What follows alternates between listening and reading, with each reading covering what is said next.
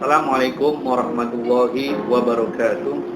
Alhamdulillah, pada pertemuan ke-6 ini kita masih diberikan kesehatan, masih bisa bertemu dalam rangka perkuliahan studi Al-Quran dengan tema ayat-ayat Makkiyah dan ayat-ayat Madaniyah yang akan disampaikan oleh kelompok 4 mahasiswa prodi Bahasa Inggris semester 1 dari IAIN Syekh Nurjadi Cirebon. Mari kita simak video presentasi berikut ini. Jangan lupa subscribe dengan cara tekan tanda lonceng.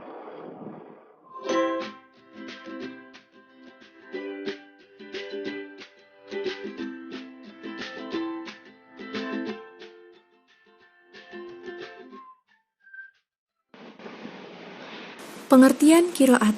Istilah kiroat secara etimologi merupakan bentuk jamak dari kata kiroab yang mengandung arti bacaan. Adapun definisi ilmu kiroat secara terminologis, ada beberapa ungkapan dari para ulama berkaitan dengan pengertian ini.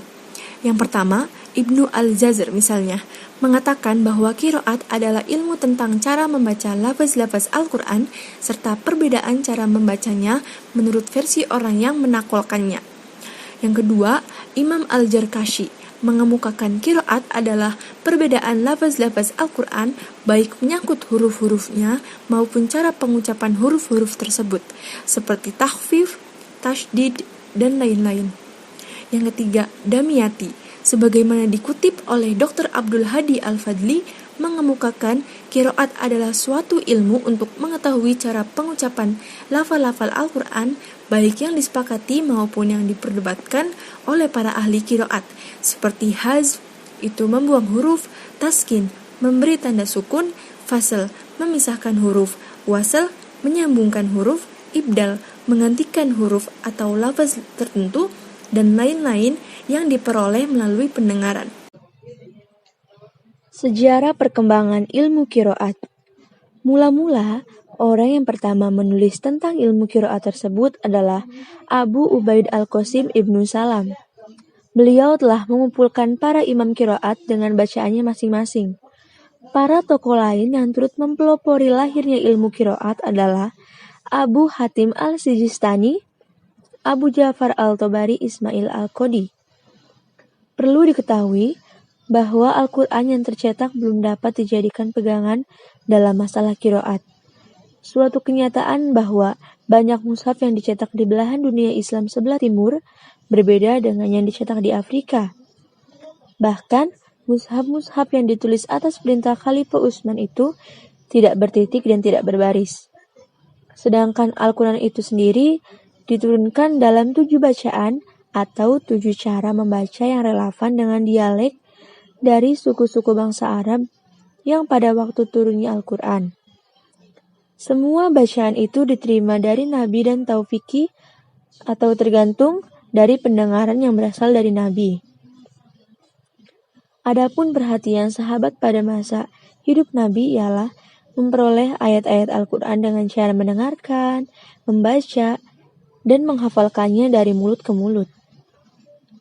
Dari Nabi kepada para sahabat, dari sahabat yang satu ke sahabat yang lain, dan dari imam yang satu kepada imam yang lain. Demikianlah seterusnya bacaan Al-Quran disampaikan dan diajarkan kepada kaum muslimin dari generasi ke generasi selanjutnya. Dengan demikian, penyampaian dan periwayatan qiraat Al-Quran itu dilakukan sebagaimana penyampaian dan periwayatan hadis.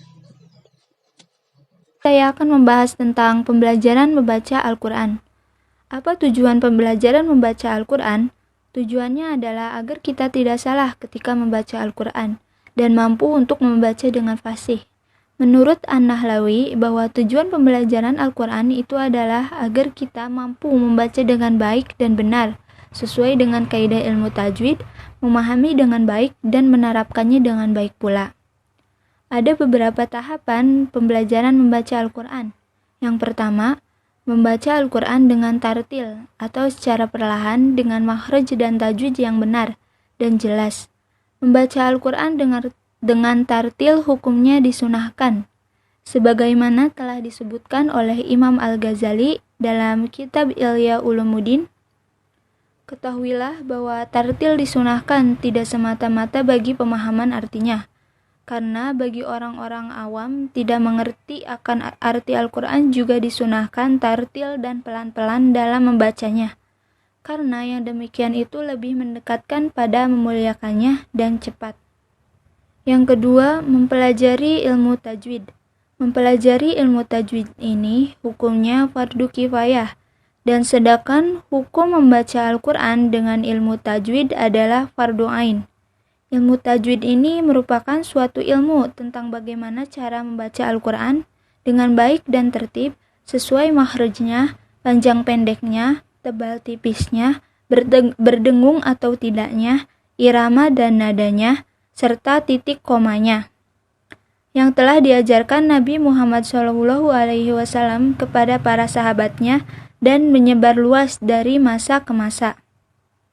Yang dimaksud dengan kaidah ilmu tajwid adalah suatu kaidah yang digunakan untuk membetulkan suatu bacaan Al-Quran dan memperindah bacaan Al-Quran menurut aturan-aturan hukum tertentu yang telah diajarkan dan dicontohkan oleh Rasulullah SAW. Tujuan kaidah ilmu tajwid sebagai berikut. Yang pertama yaitu agar membaca Al-Quran dapat membaca dengan fasih, tepat, baik, dan benar, sesuai dengan makhraj dan sifat-sifat lainnya. Yang kedua, agar pembaca dapat menjaga lisannya dari kesalahan-kesalahan saat membaca Al-Quran, karena dapat menjerumuskan keadaan perbuatan dosa. Yang ketiga, agar dapat menjaga dan memelihara kehormatan dan kesucian serta kemurnian Al-Quran. Kriteria ilmu qiraat yang diterima dan ditolak. Yang pertama, qiraat yang diterima. Menurut Manna Al-Qattan, syarat diterimanya qiraat adalah yang pertama, qiraat harus sesuai dengan kaidah bahasa Arab, seperti segi kefasihannya. Yang kedua, qiraat harus sesuai dengan ras Uthmani. Apabila terdapat sedikit perbedaan, maka qiraat tersebut masih dapat diterima. Yang ketiga, qiraat harus sesuai sanadnya. Yang kedua, qiraat yang ditolak. Secara damnya, qiraat yang tidak mencapai kriteria qiraat mutawatirah dianggap sebagai qiraat saj'ah, sekalipun sanadnya sahih. Qiraat mutawatirah adalah qiraat yang disandarkan pada periwayat yang terpercaya dan tidak mungkin berdusta. Sedangkan qiraat saj'ah adalah qiraat yang